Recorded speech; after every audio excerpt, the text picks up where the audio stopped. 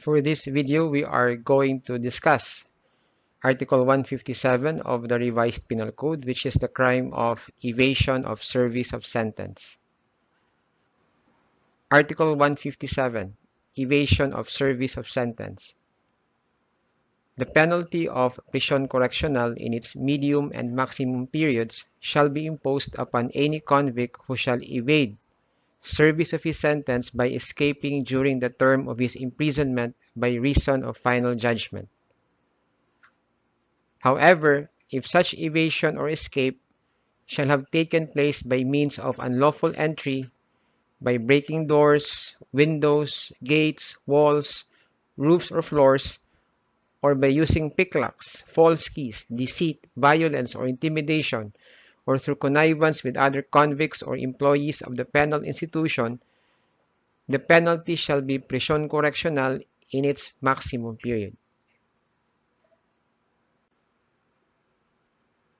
These are the elements of the crime of evasion of service of sentence. First element, that the offender is a convict by final judgment.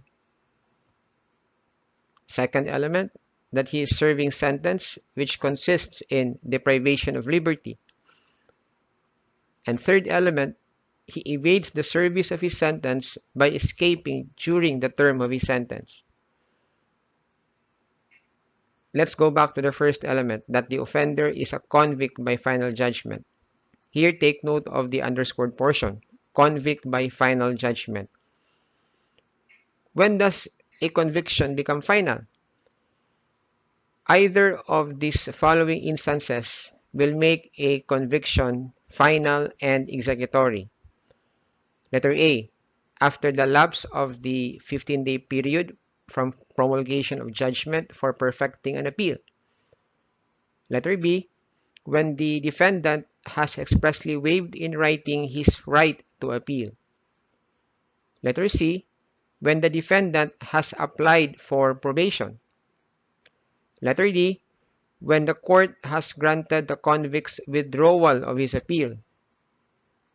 Or letter E, when the sentence has been partially or totally satisfied or served. Let's go through some examples. Example number 1. X was convicted of rape. He escapes within 15 days from promulgation of the judgment. Question, is he liable for the crime of evasion of service of sentence? The answer is no, he is not, because at this stage of the criminal action, his conviction is not yet final. Meaning to say, he escaped while his conviction has not yet attained finality. And why do I say that his conviction has not yet attained finality? If you remember what I mentioned in the previous slide,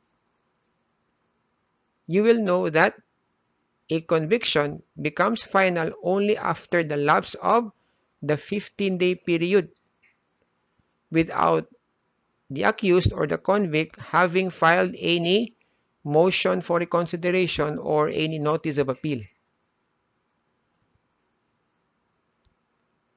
Example number 2. X was charged of rape. X escaped from detention while his case was still pending trial. Question, is X liable for the crime of evasion of service of sentence? The answer is no, because there is no conviction yet in the first place. X here is merely a detention prisoner. Example 3. X was convicted of rape. X appealed his conviction. Subsequently, he escaped. Is X here liable for the crime of evasion of service of sentence? The answer is no, because when a conviction is on appeal, that conviction is not yet final. Example number 4. In the same example above, let us suppose X's appeal was eventually dismissed, such that his conviction became final. Will that make him liable for evasion of service of sentence, considering that he had previously escaped? The answer is no, because at the time he escaped, his conviction had not yet become final.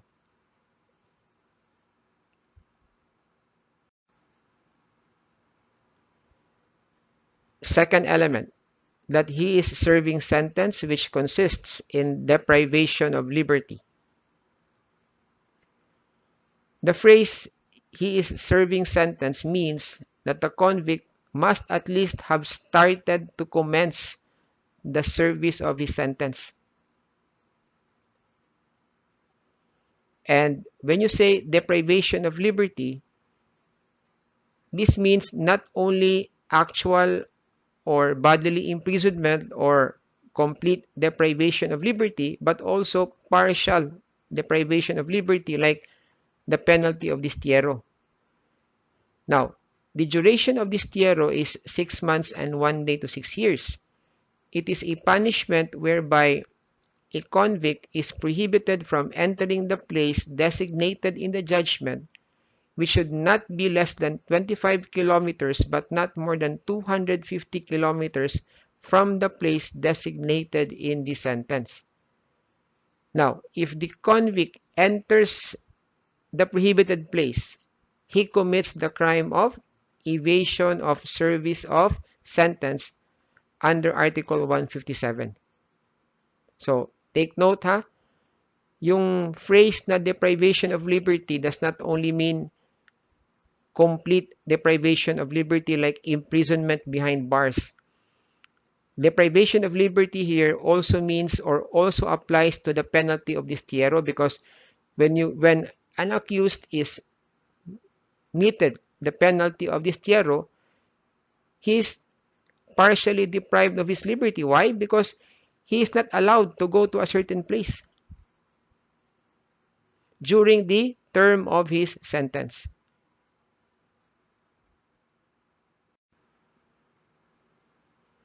Third element, that he evades the service of his sentence by escaping during the term of his sentence.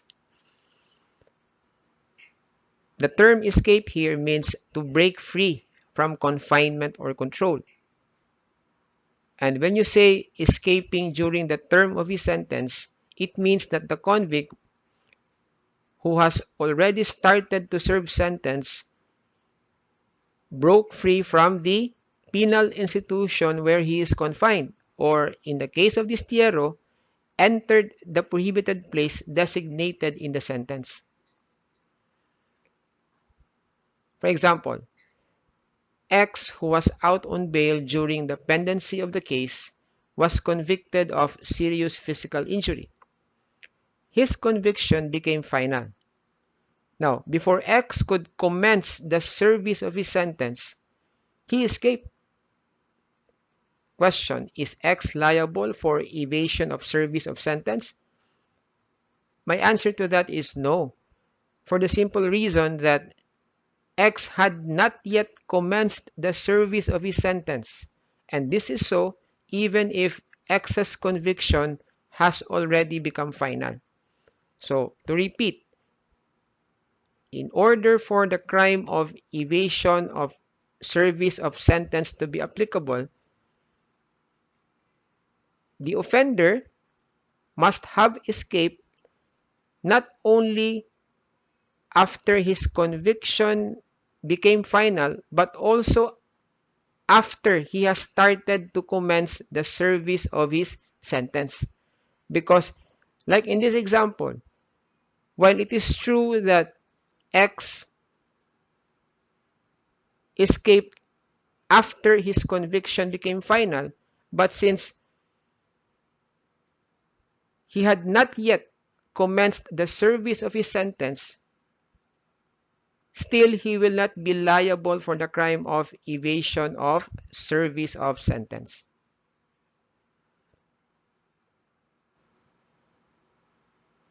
Now, the crime becomes qualified evasion of service of sentence if the escape of the offender takes place by means of scaling or climbing the wall, breaking doors, windows, gates, walls, roofs, or floors, or when the offender uses picklocks, false keys, disguise, deceit, violence, or intimidation, or the offender escapes through connivance with other convicts or employees of the penal institution.